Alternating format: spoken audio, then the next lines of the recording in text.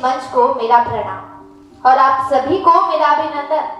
मैं little thespian के 12वें राष्ट्रीय नाट्य उत्सव जश्न अजहर में आप सभी का स्वागत करती हूँ। जश्न अजहर कोलकाता का एकमात्र हिंदी राष्ट्रीय नाट्य उत्सव पिछले 11 वर्षों से नाटक के रंगों को पूरे शहर में बिखेरता आया है, जिसकी सुगंध देश के कई भागों को मोहित कर रही है।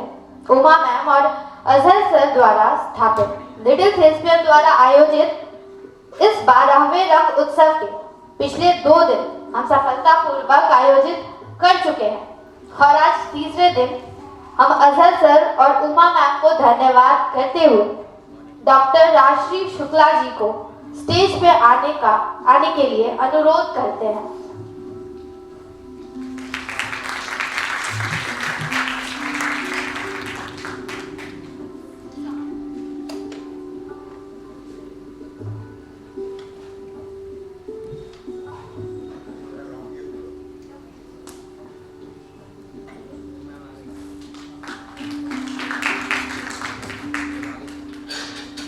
डॉक्टर गीता दुबे जी को स्टेज पर स्थान ग्रहण करने के लिए निमंत्रण करती हूँ।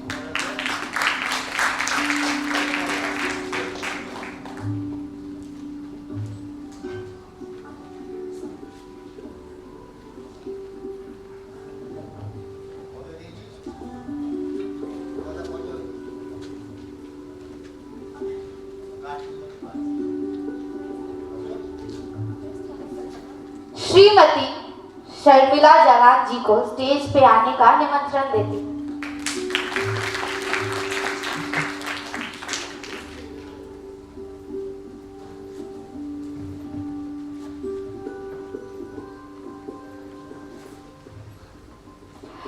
जनाब अयाज खान साहब को जहमत देती हूँ कि वो स्टेज पर तशरीफ लाएं और स्टेज को जीनत बख्शें।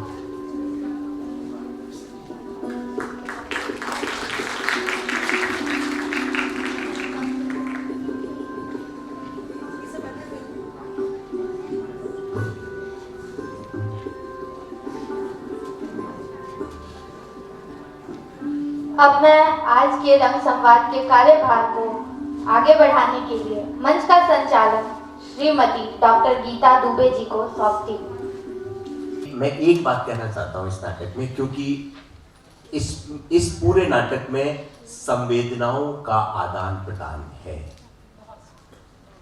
तो मंच पर जो अभिनेत्रियां काम करेंगी, जो अभिनेता काम करेगा, उनके जो इमोशंस हैं वो इमोशंस आपके इमोशंस से कहीं मैच करेंगे, कहीं ना कहीं आपके द्वारा देखी गई घटना। तो बहुत संवेदनशीलता है, तो मोबाइल्स वगैरह तो ऑफ रखें, लेकिन उस नाटक को बहुत पेशेंस के साथ आपको देखना पड़ेगा।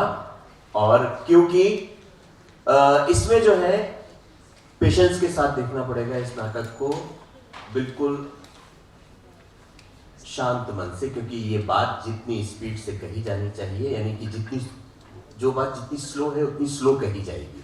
थोड़ा सा पेस इस नाटक का स्लो है, ठीक है ना। आजकल बहुत मनोरंजन की और जल्दी जल्दी कुछ वो ताक फड़ाक की ऐसी एक देखने के हमारी आंखें और हमारे कान सुनने के आदी हो गए हैं।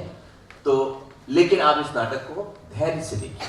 लेकिन जब पुरुष स्त्री की रचना करते हैं तब उस स्त्री में, और जब कोई स्त्री को केंद्रित करके स्त्री को केंद्रीय पात्र बनाकर रचती है, तो बड़ा मूलभूत अंतर दिखाई पड़ता है दोनों के द्वारा रचे गए स्त्री पात्र के संगठन में। जैसे जो गीता ने जिस उससे बात शुरू की थी, जिस शेर से, कि तू इस आंचल का जो एक परचम बना लेती तो अच्छा था, ये जो परचम बना लेती तो अच्छा था, इस प्रकार की उद्दाम क्रांति के साथ जुड़ी हुई, इस प्रकार की सीधे सीधे खूब विरोध करके विद्रोह कर देने वाली स्त्रियां, ये अधिकांशतः उन लेखकों के, उन नाटककारों की रचनाओं में पाई गई जो पुरुष नाटककारों द्वारा लिखे गए हैं। और स्त्री नाटककारों ने जिन महिलाओं को रचा, वो भी स्त्री विमर्श को लेकर चल रही हैं। वो सामाजिक परिवर्तन में स्त्रियों की दृष्टि और स्त्रियों के लिए परिवर्तन की आग्रही हैं। लेकिन उन्होंने जो रचा, मुझे फिर कविता ममता कालिया जी की पंक्तियां याद आती हैं, मुझे बहुत ही अच्छी लगती हैं, अपील करती हैं कि लड़की जैसे जैसे बड़ी होती है उसके सामने दीवार खड़ी होती है। क्रांतिकारी कहते हैं, हो सकता है शब्द कुछ इधर उधर हो जाए, मैं पूरा पहले पढ़ी हुई बात है, हो सकता है माफ करेंगे। क्रांतिकारी कहते हैं ये दीवार तोड़ देनी चाहिए, पर लड़की है समझदार, वह इस दीवार पर लगाती है खूंटियां, शिक्षा की, चिंतन की, ऐसे कुछ एक और धीरे से उन खूंटियों पर पैर रखती दीवार से बाहर कूद जाती है। ये जो मूलभूत अंतर है, परचम बनाकर लहराने और दीवार से बाहर निकलकर और तब कुछ कार्य करना, ये बड़ा एक उदाहरण के साथ मैं अपनी बात रख सकती हूँ। एक और उदाहरण कहूँ अभी इस समय, एक उदाहरण के साथ अपनी बात रखूंगी कि हिंदी की अच्छी नाटककार ही कही जाएंगी मीरा कांत, और उनका बहुत बढ़िया, उन्होंने कई महत्वपूर्ण नाटक लिखे हैं, स्त्रियों के प्रश्नों को बड़ी गहराई से उठाया है। और एक नाटक जिसका उल्लेख इस समय करना चाहूंगी, अच्छा इसको नहीं, दूसरे नहीं, ठीक है, इसी को ही। तो अभी उमराव जान अदा की बात कर रहे थे, किसी पुरुष लेखक द्वारा तवायफ को केंद्र में रख करके, और वहां भी भारतीय स्वातंत्र आंदोलन पृष्ठभूमि में चल रहा है, और इसी तरह से मीरा कांत का एक नाटक आता है, उत्तर प्रश्न। तवायफ को केंद्र में लेकर दूसरे नाटक की चर्चा में कर रही थी। उत्तर प्रश्न की जो नायिका है यशोमती, वो पुरुष राज सत्ता के बीच क्योंकि कोई पुरुष बच्चा नहीं है, घर में कोई भी नहीं है ऐसा जिसको सिंहासन सौंपा जाए, और राजनीति के चक्र के बीच उसे सिंहासन सौंपा जाता है। लेकिन वहां का जो पूरा तंत्र है वो इस प्रयास में है, चूंकि गर्भवती है यशोमती, तो वो इस प्रयास में है कि जैसे ही संतान का जन्म हो, संतान थोड़ी सी बड़ी हो, और चूंकि ज्योतिषी या गुरुजी ने बता दिया है कि पुत्र संतान है गर्भ में, तो आश्वस्त है पूरा समुदाय, सारे अमात्य और सब लोग। तो जैसे ही संतान का जन्म हो, थोड़ा सा बड़ा हो, तो उसे हम सिंहासन पर बैठा दें नाम मात्र के लिए, और सत्ता जैसे चलती है, जो पुरुष चला रहा है वो चलाए। यशोमती उनके दबाव, उनके आग्रह को स्वीकार कर सिंहासन पर बैठती है, लेकिन बैठने के बाद यशोमती एक बड़ा परिवर्तन, यशोमती अपने अधिकार को, सिर्फ वो नाम मात्र, जैसे हम ध्यान आता है मुझे कि इंदिरा गांधी को जब सत्ता सौंपी गई तो गूंगी गुड़िया कहा जाता था, और इस आधार पर लोग तैयार हुए थे कि गूंगी गुड़िया हमारी बात मान जाएगी, चलो इनको प्रधानमंत्री बना देते हैं। लेकिन गूंगी गुड़िया का ऐसा नहीं है कि वह अवसर की तलाश में चुप रहने वाली स्त्री है, वो अवसर देख रही है कि क्योंकि अपने स्वर को, अपने प्रतिरोध को, अपने विद्रोह को उन जगहों पर व्यर्थ करने की अपेक्षा, जहां प्रतिदान में कुछ बहुत सकारात्मक परिणाम न मिल रहे हो, उन जगहों पर व्यर्थ करने की अपेक्षा अपनी शक्ति को संचित करके समयानुकूल सही समय पर व्यक्त करना एक प्रकार की ऐसी नीति है जिस नीति के लिए लड़कियों को बचपन से तैयार किया जाता है। धैर्य, संयम, सहनशीलता, क्या कहते हैं, समायोजन इत्यादि इत्यादि। कि मैं अगर लेखक बनती हूँ और यदि मैं लिखती हूँ तो मैं सफरिंग नहीं लाऊंगी। मेरे पात्र सारी विडंबनाओं से, सारे संघर्षों से, कष्टों से गुजरेंगे, लेकिन वो जीवन के राग रंग, उत्सव उल्लास को भरपूर जिएंगे। तो उनके जो पात्र हैं, यानी दाव से बिछुए में पाशो जो है, उसके दर्द को हम जानते हैं, कितने संघर्ष हैं उसके जीवन में, कितनी तकलीफें हैं, लेकिन उसके बाद भी वो किसी को भी कटु अंदाज में कुछ भी ऐसा नहीं कहती है। और जैसे सिक्का बदल गया, उसमें जो कहानी है वो जाते जाते यह कहती है जुग जुग जियो।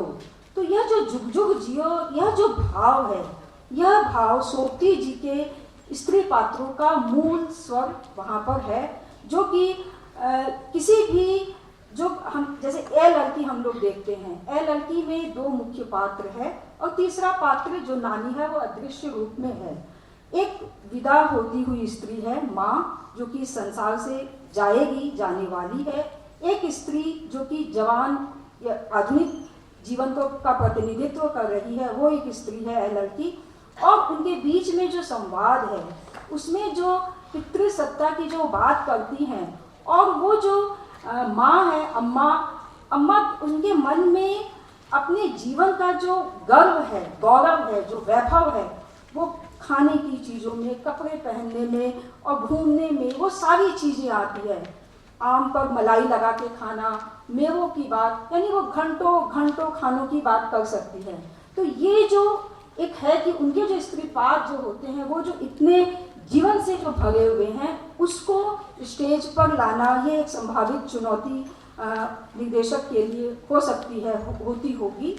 दूसरी बात, उनके अंदर जो पंजाबियत है, जो कि वो अविभाजित देश से, वहाँ से, पंजाब से आती हैं, और उसमें जो एक पंजाबीपन का जो एक राग रंग उत्सव का वो जो संस्कृति है, वो पंजाबियत उनके पहनावे में और उनके बोलचाल में, उनकी ठसक में, उनका जो ठस्सा है उसमें, वो सारी चीज़ों में आती है।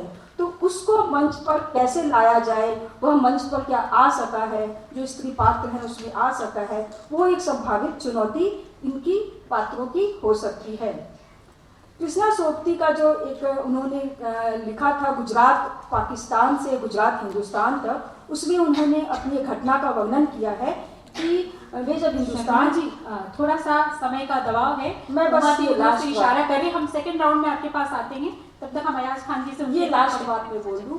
तो जो मैंने कहा कि जो संभावित चुनौतियां हैं वो उनके पंजाबियत की और लिबास की भी, तो उसमें वो गरारा पहनकर बैठी हुई हैं हिंदुस्तान में, गुजरात में, और उनकी वो नानी की यहाँ ही रुकती थी, तो उनकी मौसी या कोई बोलती हैं कि ये पहनावा तुम्हें वहाँ छोड़ आना चाहिए, तो वे कहती हैं कि मैं तुम्हारे घर दोबारा नहीं आऊँगी, ये पहनावा तो मैं नहीं छोड़ूंगी। तो ये जो है, ये एक विरोध और प्रतिरोध का जो उनके अंदर है वो उनके पात्रों में भी आता है सोबती जी के। धन्यवाद। जश्न अजहर के तीसरे दिन के इस नाट्योत्सव के प्रथम चरण के समापन की तरफ हम बढ़ रहे हैं और आज की परिचर्चा बहुत सुंदर सहज तरीके से आगे बढ़ी। विद्यार्थियों ने इसका लाभ उठाया। स्त्री हस्तक्षेप रंग संवाद, ये आज की चर्चा के केंद्र में रहा। हस्तक्षेप से फिर हम योगदान की तरफ बढ़े और संघर्ष, विमर्श, मर्दाना, उसको एक विशेषण के रूप में हमने लिया। बहुत सी रोचक बातचीत हुई, बहुत सी समृद्ध जानकारी हमें मिली, विशेष करके जहाँ रंगकर्मी, लेखिका और प्राध्यापिका ऐसे प्रबुद्ध जनों से हमने बहुत कुछ सीखा। और सबसे पहले मैं आभार व्यक्त करूंगी संचालिका महोदया जी का, जिन्होंने इतनी खूबसूरती से, बहुत प्रवाहपूर्ण ढंग से इस प्रभावी संप्रेषण को गति दी। राष्ट्रीय शुक्ला मैम के प्रति आभार। अयाज खान जी का बहुत बहुत धन्यवाद कि उन्होंने रंगमंच से जुड़ी हुई बहुत सी बातें हमसे साझा की। साथ ही साथ ए लड़की पर उन्होंने विस्तृत चर्चा की, जिसका मंचन आज हम देखेंगे। मैडम शर्मिला जालान जी, जो स्वयं एक लेखिका हैं, एक लेखिका की नज़र से संप्रेषण को, लेखन को और फिर उसके मंचन को हमने देखा। तो इन सबके प्रति लिटिल थिस्पियन की तरफ से मैं आभार व्यक्त करती हूँ। आप सब विशेष रूप से धन्यवाद के पात्र हैं। 3 सम्मानित संस्थाओं का उल्लेख विशेष रूप से जरूरी है।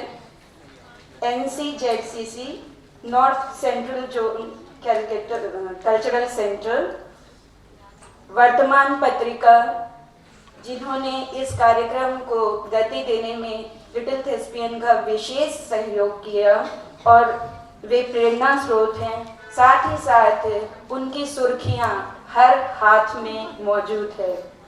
एक्सिस बैंक के हम विशेष आभारी हैं। इन संस्थानों ने लिटिल थिस्पियन को विस्तार देने का कार्य किया है, नए पंख दिए हैं। रचनात्मक गतिविधियों का विस्तार वस्तुतः देश के सृजनात्मक कलेवर का नूतन संस्कार है।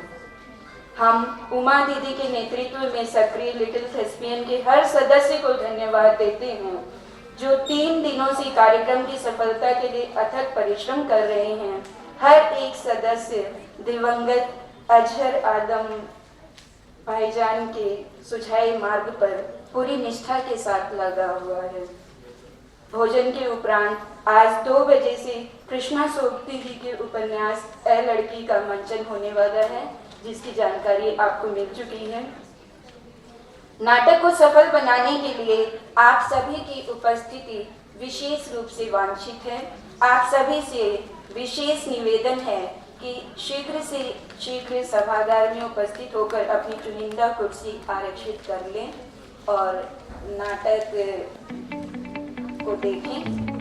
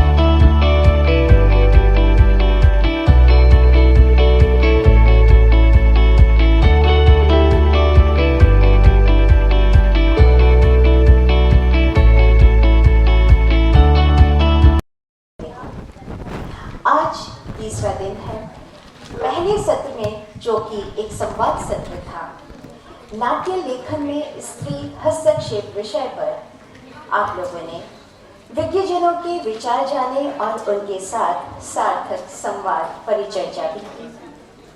और अब समय आया है इस एक बहुत ही अच्छी लिटिल थेस्पियन की एक परंपरा है, परिपाटी है कि वह रंग कर्म के क्षेत्र से जुड़े हुए उन हस्तियों का जिन्होंने इस क्षेत्र में अपना उत्कृष्ट योगदान दिया है, उन्हें सम्मानित करती है। और इस वर्ष ये सम्मान दिया जा रहा है कोलकाता के जाने माने रंगकर्मी श्री दिलीप दवे जी को। दिलीप दवे जी के बारे में हम आपको बताना चाहेंगे। श्री दिलीप दवे जी ने नाटकों में अभिनय की शुरुआत वर्ष 1980 में श्रीमती गीता जानी द्वारा निर्देशित शक्तिशाली हिंदी नाटक थैंक यू मिस्टर ग्लेड नामक नाटक से की थी। इसके बाद उसी नाटक में 2 और किरदार आपने किए। यह मोर था और उन्होंने रंगमंच में रुचि विकसित की। फिर वह संगीत कला मंदिर में शामिल हो गए, जो कलकत्ता का एक बहुत ही स्थापित हिंदी थिएटर समूह है। तत्पश्चात वे अनामिका, प्रयास, रंगकर्मी, स्पंदन और अंततः पदातिक में शामिल हो गए, जो श्री श्यामानंद जालान द्वारा स्थापित एक अग्रणी हिंदी थिएटर ग्रुप था। वर्तमान में पदातिक के एक वरिष्ठ रिपोर्टरी अभिनेता। उन्होंने 80 नाटकों में अभिनय किया।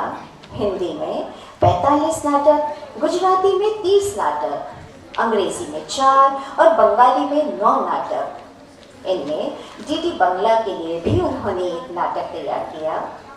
उन्होंने 4 नाटकों का निर्देशन किया है और उनमें 2 को सर्वश्रेष्ठ नाटक निर्देशन और सर्वश्रेष्ठ अभिनेता का पुरस्कार भी मिला है।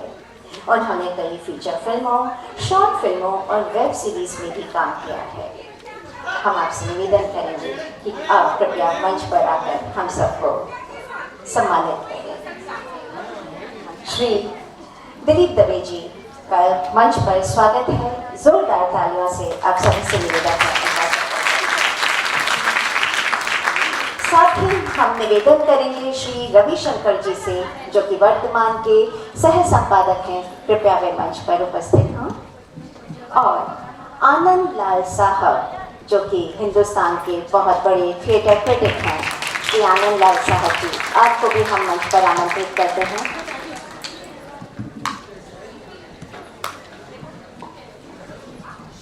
लाइट बढ़ा देना स्टेज पे,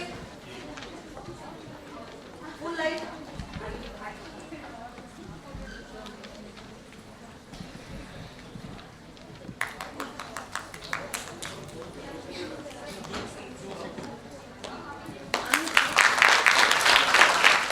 श्री आनंद लाल जी, यदि आप सभागार में उपस्थित हैं तो कृपया मंच पर आइएगा।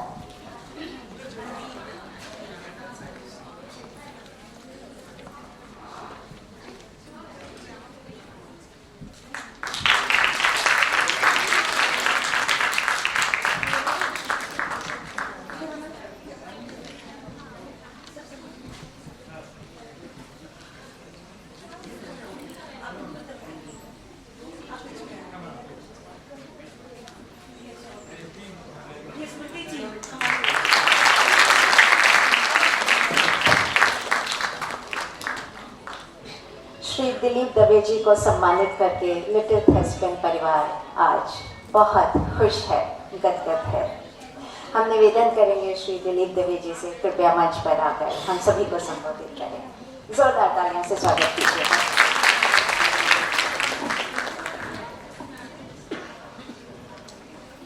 नमस्कार मित्रों, फ्रेंड्स, मेरे लिटिल थेस्पियन के सभी साथी कलाकारों और सामने के रूम में बैठे रेस्पेक्टेड गेस्ट।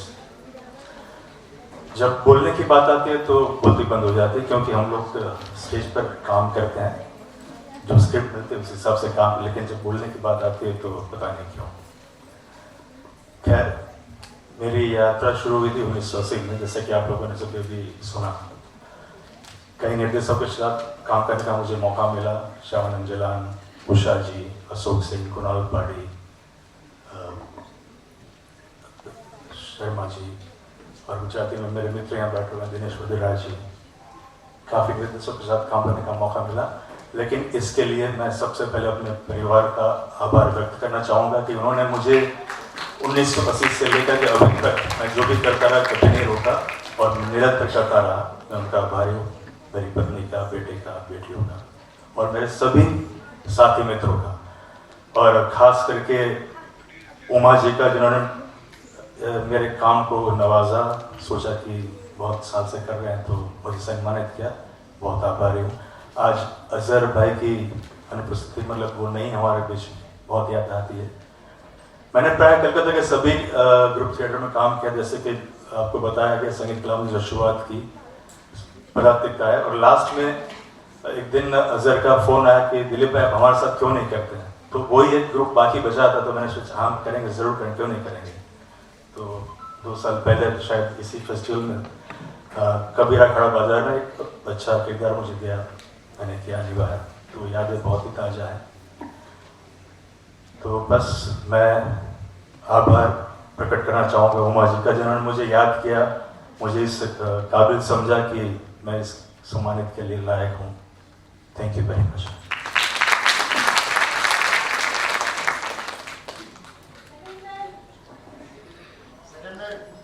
सर, आपको सम्मानित करके आज हम गौरवान्वित महसूस कर रहे हैं और आपको बहुत सारी शुभकामनाएं भी देते हैं।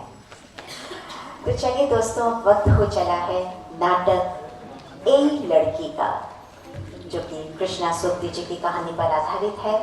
परिवर्तन समूह ग्वालियर की पेशकश है और इसके निर्देशक हैं एयाज खान साहब।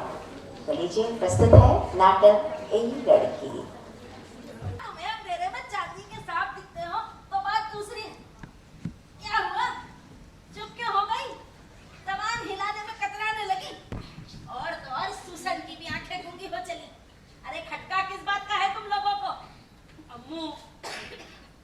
बदन को ढीला छोड़िए।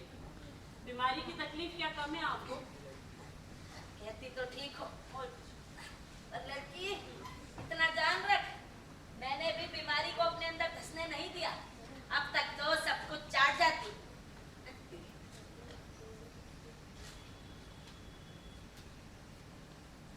एक बात बता, तू क्यों नहीं चिड़िया बनी बैठी? मम्मी जी, अब मैं चलता हूँ, और अगर आपको कोई भी तकलीफ हो तो मुझे फोन कर दो।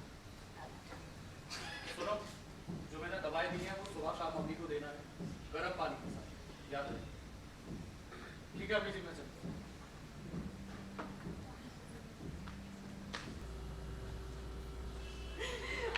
माँ कोई भी हो, बेटी कोई भी हो, माँ किसी की भी हो, बेटी किसी की भी हो, माँ बेटी तो माँ बेटी रहेंगी, रहती दुनिया तक।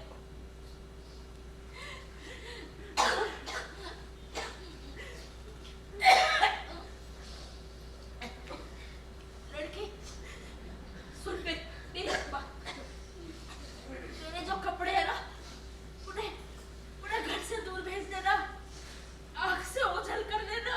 सुन अम्मू, मैं आपकी सारी बात मानूंगी, लेकिन आपको भी मेरी एक बात माननी पड़ेगी।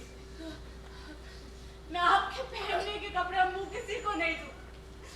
अम्मू मैं पहनूंगी उन्हें, और आप मुझे कितना भी मना करेंगी, मैं नहीं मानूंगी। आप सुन रही है ना मेरी बात? अम्मू की आप मेरी बात सुन। अम्मू, कौओं ने क्यों शोर बचा रखा है? अम्मू कोई कौवे भगा दे, बेटी फड़फड़ाहट नहीं सुन सकती। अम्मू भगा दे इन सबको।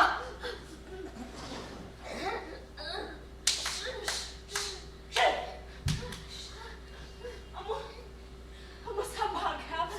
क्या? कौन सा? अम्मू कबूतर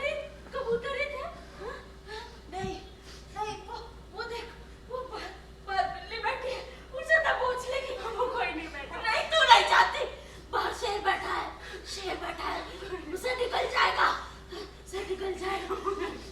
आप सो जाओ, आप सो जाओ। पेड़ तले दिया कौन रखा है? हवा चल रही है, देख वो बुझ जाएगा। मुझे मुझमें दरारें क्यों पड़ रही? अलग-अलग हो रहे हैं मेरे। नीले चमचमाते चेहरे वाला कौन? क्या ये कुछ नहीं लड़की मेरे बेटे को बुला के वो मुझे विदा दे। तांबोई रंग की मैं भक्षणी मेरा पीछा क्यों कर रही है? लड़की मेरा सिराना बदल दो। मैं लेटूंगी, मत सिराना बदल। लड़की मेरा पाँव के नीचे से सीढ़ी मत खींच, मैं आप सीढ़ी चढ़ूंगी। लड़की तेरे के कान पे कान क्यों खुल रहा? लड़की वो तेरी तस्वीर, वो मेरी तस्वीर, मुझे लाके मुझे तस्वीर मुझे। और इसका परिकल्पना, सेट डिज़ाइन और निर्देशन करने की जो एक ज़रूरत है वो मैंने करने की कोशिश की। कितना सफल हो पाया ये मुझे नहीं पता।